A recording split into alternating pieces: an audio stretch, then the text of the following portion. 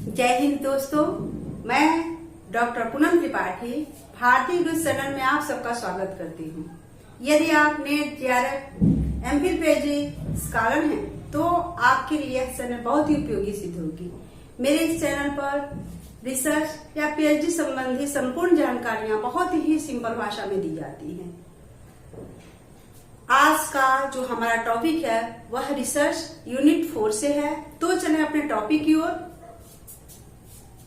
उद्देश्यों के आधार पर शोध के प्रकार, type of research based on object. इसके अनुसार शोध के 5 प्रकार होते हैं, जिसका एक एक करके हम अध्ययन करने वाले हैं। वर्णनात्मक शोध, डिस्क्रिप्टिव रिसर्च। इस शोध के द्वारा स्थिति का वर्णन किया जाता है कि यह क्या है या क्या था, जैसे प्रश्नों का उत्तर दिया जाता है। इस शोध में शोधकर्ता का चरों पर कोई नियंत्रण नहीं होता, अर्थात जो रिसर्चर होते हैं उसका वेरिएबल्स पर कोई नियंत्रण नहीं होता। इसमें सर्वेक्षण और व्याख्या के साथ साथ तथ्यों को सम्मिलित किया जाता है। इसके 3 प्रारूप हैं। वर्णनात्मक शोध के अंतर्गत 3 शोध आते हैं, 3 प्रकार के शोध होते हैं। देखें, घटनोत्तर शोध, x post facto research. X post facto research जो होते हैं वह घटना के संदर्भ में आयोजित होते हैं तथा इस घटना में स्वतंत्र, ये जो घटना होता है इस घटना में जो होता है वो स्वतंत्र चर से संबंधित होता है। अब देखते हैं दूसरे में ये जो ऐतिहासिक शोध, हिस्टोरिकल रिसर्च। हिस्टोरिकल जो रिसर्च होते हैं इसके अंतर्गत वर्तमान परिप्रेक्ष्य में भूतकालीन घटनाओं की चर्चा की जाती है।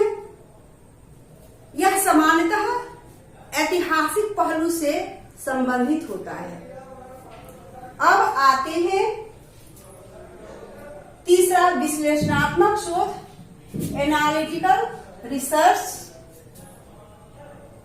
इसके अंतर्गत जो शोध होता है उस शोध में तथ्य पहले से उपलब्ध होता है या जानकारियां पहले से उपलब्ध होती हैं, उसका आलोचनात्मक मूल्यांकन किया जाता है। अब आते हैं दूसरे प्रकार का जो शोध है वह है सहसंबंध शोध, कोरिलेशनल रिसर्च। इसमें किसी स्थिति के 2 पक्षों के बीच संबंधों व परस्पर निर्भरता का ज्ञान होता है। इसके द्वारा निश्चित परिस्थितियों में प्रमुख कारकों की पहचान की जा सकती है, जैसे शिक्षक छात्रों के बीच, अध्ययन अध्यापन के बीच बदलते शैक्षणिक गतिविधि। यानी यहाँ समझने की कोशिश की जाए कि शिक्षक और छात्र के बीच, अध्ययन और अध्यापन के बीच जो शैक्षणिक गतिविधि होती है, उस गतिविधि में जो कारक होते हैं वो कारक शिक्षक के पढ़ाने की शैली या शैक्षणिक जो विधियां होती हैं, वो अपनाने वाली विधियां होती हैं कि किन विधियों को शिक्षक अपनाता है, तो उसमें जो छात्र हैं वो अध्ययन अधिक मात्रा में समझ पाते हैं। उस कारकों का इसमें अध्ययन किया जाता है। अब व्याख्यात्मक शोध, एक्सप्लेनेटरी रिसर्च। इसमें किसी घटना के 2 पक्षों के बीच क्यों और कैसे आदि प्रश्नों के उत्तर देने की चेष्टा की जाती है, जैसे तनाव क्यों होता है या फिर तनाव के कारण हृदय रोग की उत्पत्ति कैसे होती है। एग्जाम्पल स्वरूप हम ले सकते हैं कि छात्र एग्जाम के समय में बहुत ही तनावग्रसित होती है। तनावग्रसित के कारण उनका जो होता है वह परीक्षा की तैयारी नहीं होती है, या जो तैयारी होती है वह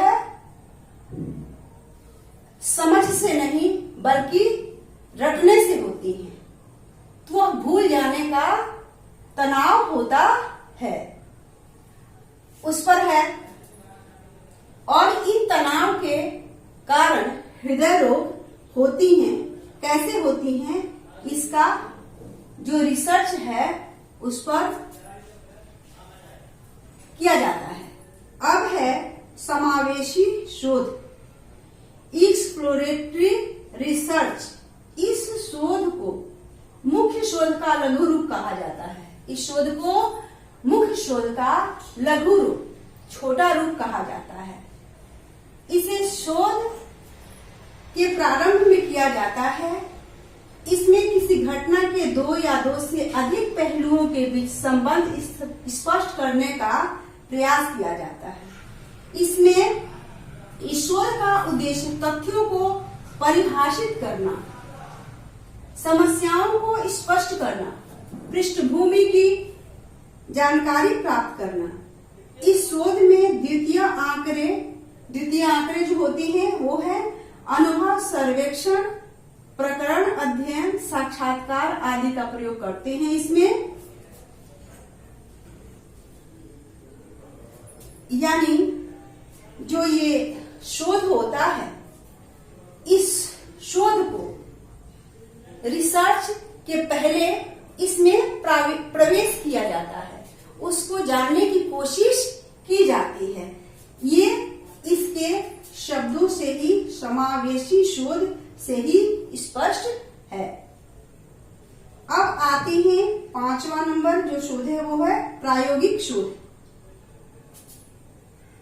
एक्सपेरिमेंटल रिसर्च। इस शोध में कारण और प्रभाव संबंधों को उजागर किया जाता है, जैसे धूम्रपान के कारण फेफड़ों में कैंसर होता है। धूम्रपान के कारण फेफड़ों में कैंसर होता है, जो एक निश्चित कारण और प्रभाव को दर्शाता है। इस प्रकार से एक उदाहरण और देख सकते हैं, गरीबी और बेरोजगारी का संबंध इसका उदाहरण है। यदि लोग गरीब हैं, इसका कारण बेरोजगारी है।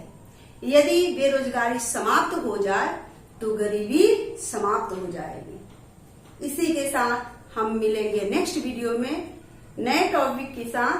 तब तक यदि हमारे चैनल पर आप नए हो तो चैनल को लाइक करें, सब्सक्राइब करें। इसी के साथ जय हिंद।